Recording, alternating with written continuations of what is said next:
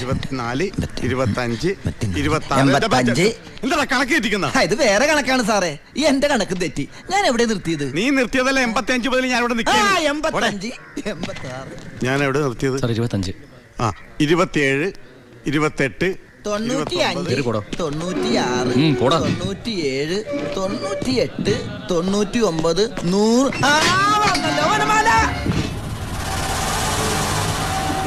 Hi, എവിടെയായിരുന്നു? എവിടേക്ക് അന്വേഷിച്ചെന്നറിയാമോ? പത്രത്തിൽ കൊടുക്കാൻ പോയതാ. എന്താടാ നീ സൂക്ഷിച്ചോ? ഓ എടാ ചിന്നടാ, വാളയാർ പരമശിവത്തിന് സെൻട്രൽ ജയിലിനുള്ളിൽ കാശറിയേണ്ട കാര്യമില്ല നിന്നിവിടെ തിരിച്ചെത്തിക്കാൻ. ബുദ്ധിമതി, വെറും ബുദ്ധി. നീയല്ലേ പറഞ്ഞത് എന്നെ ഇവിടെ ഇട്ട് കൊല്ലൂന്ന്? എന്നിട്ട് ഞാൻ പരോളിന് പോയി തിരിച്ചു വന്നപ്പോ നീ ആശുപത്രി പോയി കിടന്ന പിന്നെ എന്നെ ആര് കൊല്ലും? ഇവൻ എന്നെ മൂടോട്ടാക്കി അടങ്ങുള്ളൂ. മതി മതി, പോയി റെസ്റ്റ് എടുക്കുക.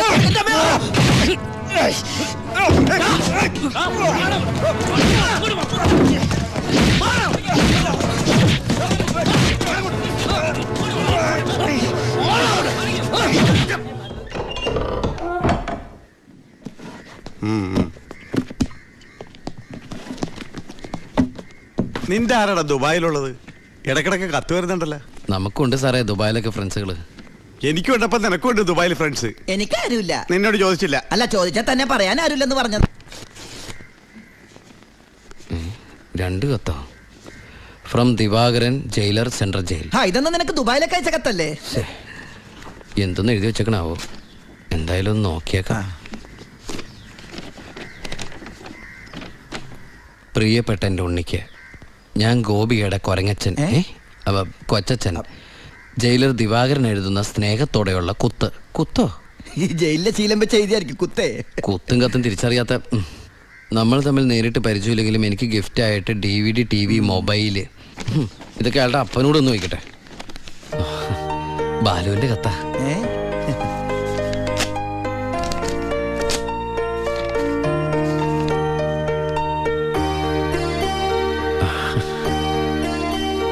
ബാലുവിന് SS സെലക്ഷൻ കിട്ടി.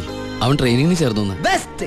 ആദ്യത്തെ പോസ്റ്റിംഗ് ഈ ജയിലിലും ആയിരിക്കണം. അയ്യോ, അങ്ങനെയൊക്കെ സംഭവിക്കൂ? പറയാൻ പറ്റില്ല. നിന്റെ ബെസ്റ്റ് ടൈം അല്ലേ, ചിലപ്പോ അങ്ങനെ സംഭവിച്ചേക്കാം. ചുമ്മാ ഇരടാ, മനുഷ്യനോട് പൈലോ ഒന്ന് ടെൻഷൻ അടിക്കുമ്പോൾ അവൻ്റെ ഒരു തമാശ. എന്നാ നീ ഒരു മറുപടി എഴുത്. നിന്റെ ശിക്ഷ കഴിഞ്ഞിട്ട് ജോലിക്ക് കയറിയാ മതി. എടാ മണ്ട, ഒരു കത്ത് ഞാൻ എഴുതിയാലും വീട്ടിൽ നിന്ന് എഴുതിയാലും കയ്യിലെത്താൻ 1 മാസം എടുക്കും. ദുബായിലുള്ള എന്റെ ഫ്രണ്ട് കാസമിന്റെ പണിയാ കത്തുകൾ അങ്ങോട്ടും ഇങ്ങോട്ടും കൈമാറി അയച്ചോണ്ടിരിക്കുന്നത്. ഇത് ഞാൻ എഴുതിയ കത്താണല്ലോ. ചേട്ടാ, ഈ കത്ത് എങ്ങനെ ഇവിടെ വന്ന്?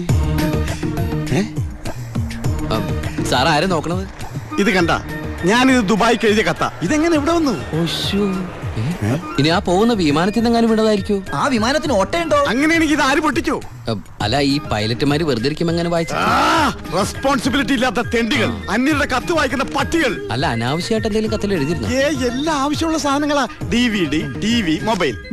ഇതിപ്പോ എന്റെ കൈ കിട്ടിയ ഇല്ലെങ്കിലോ? ഞാൻ ഈ സാധനങ്ങൾ പ്രതീക്ഷിച്ചിരിക്കില്ലേ? ഏതായാലും ഞാൻ ഇതൊന്നും കൂടി പോസ്റ്റ് ചെയ്യാൻ പോയത്. ഇല്ലെങ്കിൽ ഇനിയും പൊട്ടിച്ച് വായിച്ചാലോ?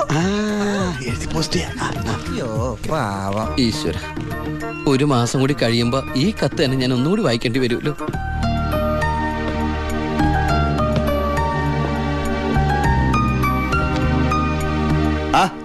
എന്താടോ? വാ. താൻ പോയി ദിവാകരനോട് വരാൻ പറ. ഇരിക്കടോ.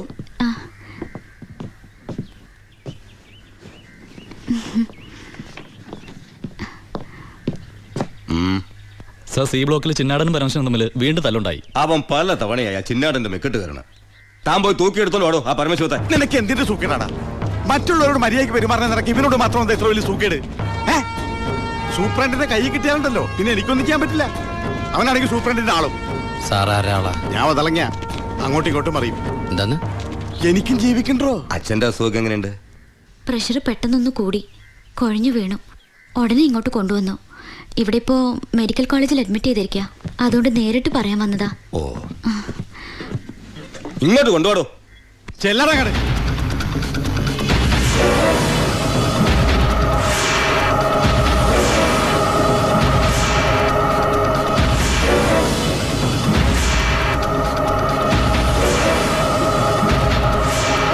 കേറി ചെല്ലടങ്ങട്.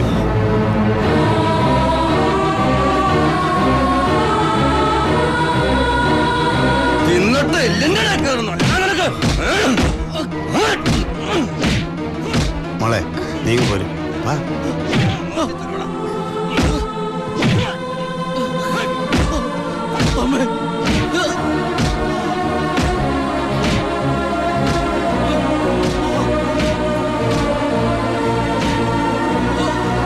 വാ.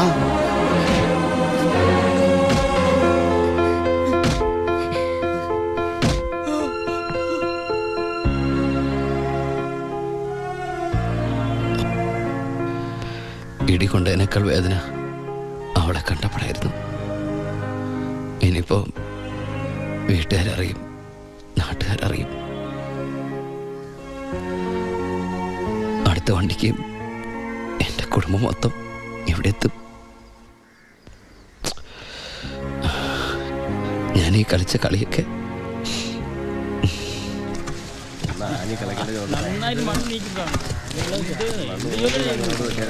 പരമശിവം, നിനക്കൊരു വിസിറ്റർ ഉണ്ട്. വാ. ഈശ്വര, അമ്മയായിരിക്കും.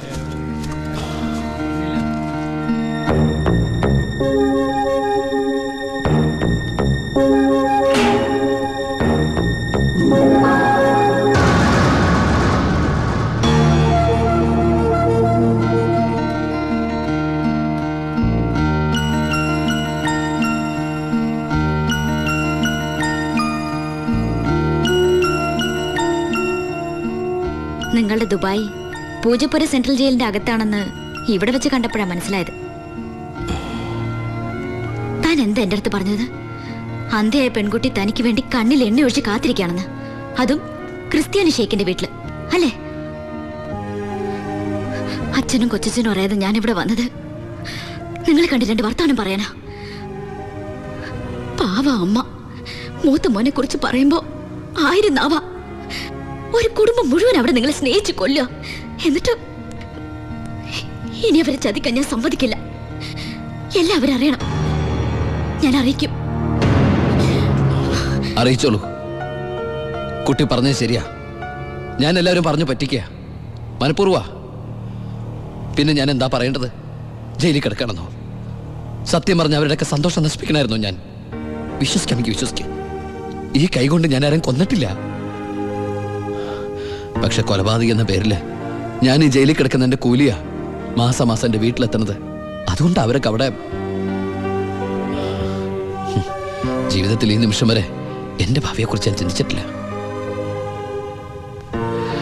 താനിപ്പോ പറഞ്ഞില്ലേ എല്ലാരും ഞാൻ ചതിച്ചെന്ന്? പരോളിനിറങ്ങി എനിക്ക് വേണമെങ്കിൽ തന്നെ കല്യാണം കഴിക്കായിരുന്നു. അതിനുശേഷമാണ് താൻ എന്നെ ഇവിടെ വെച്ച് കാണുന്നെങ്കിലോ? ഞാനൊരു ക്രൂരനും കൊലപാതകമായിട്ട് തനിക്ക് തോന്നുന്നുണ്ടെങ്കിൽ പറയാം, എല്ലാം പറയാം, എല്ലാരോടും പറയാം. ഒരു കള്ളക്കഥയുണ്ടാക്കി തന്നെ ഞാൻ വിശ്വസിപ്പിക്കാൻ ശ്രമിച്ചത് തന്നോടുള്ള ഇഷ്ടക്കുറവുണ്ടല്ല, നിന്നെ എനിക്ക് ഒരുപാട് ഇഷ്ടമായതുകൊണ്ടാ.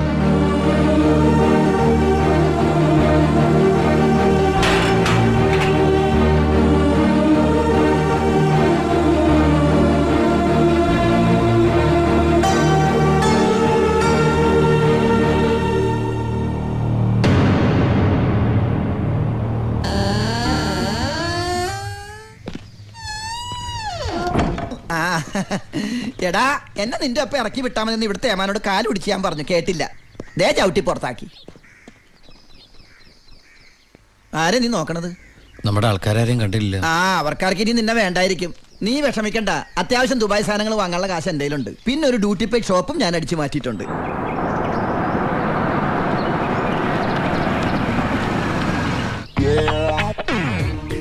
എൻ്റെ ഈശ്വര, അമ്മയെന്ന് പറഞ്ഞാണല്ലേ. അനിയ, ആ കണ്ണാടി ഒന്ന് തിരിച്ചു. ചുമ്മാരിടാ.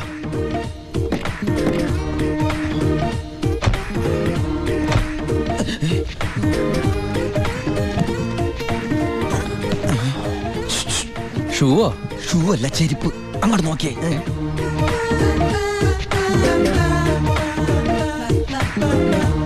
പൊറിഞ്ചു, അവളെ കണ്ടിട്ട് എന്ത് തോന്നണു? എന്തെങ്കിലും തോന്നിയാ തന്നെ എനിക്ക് അങ്ങനെ ഒന്നും തോന്നാൻ പാടില്ലല്ലോ. നീ കെട്ടാമണ പെണ്ണല്ലേ. അവൾ എനിക്ക് എന്റെ അമ്മയെ പോലെയാ. പോടാ. അതല്ല, അവളെന്റെ അമ്മയോട് എല്ലാം സത്യം പറഞ്ഞു കാണുമെന്ന്. ഏയ്, ലക്ഷണം കണ്ടിട്ട് ഒന്നും വിടാതെ പറഞ്ഞ പോലെ ഉണ്ട്.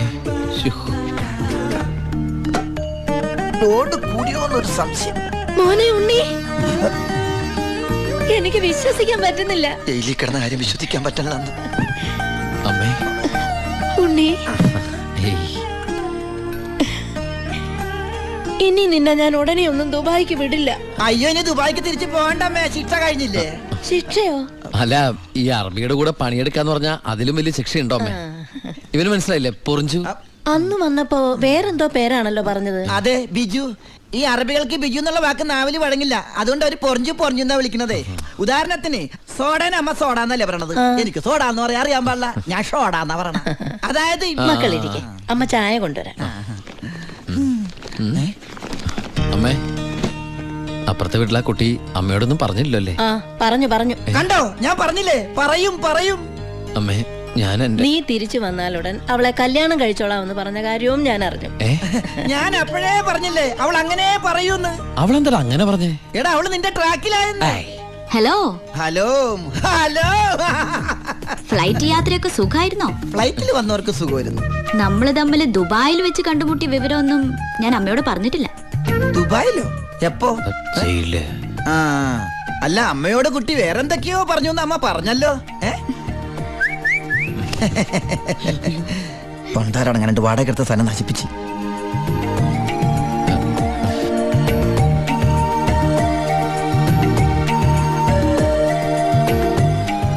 അച്ഛനെ കണ്ടില്ലല്ലോ. അതിനിത് പള്ളിയല്ലല്ലോ. കുട്ടിയുടെ അച്ഛൻ.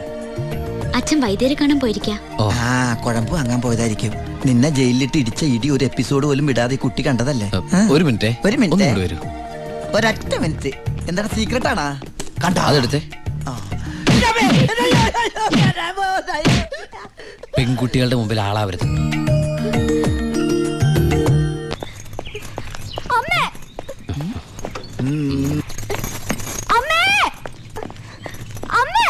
എന്താടി?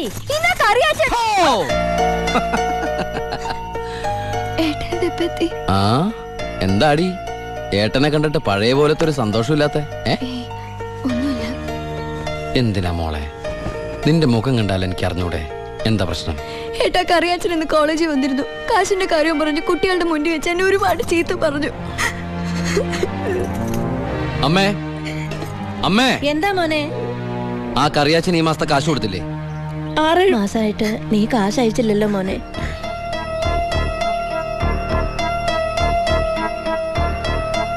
അപ്പൊ നമ്മുടെ കാശ് എവിടെ ബ്ലോക്ക് ആയണ്ടല്ലോടാ. എന്തായാലും കറിയാച്ചൻ എനിക്കൊന്ന് കാണണം.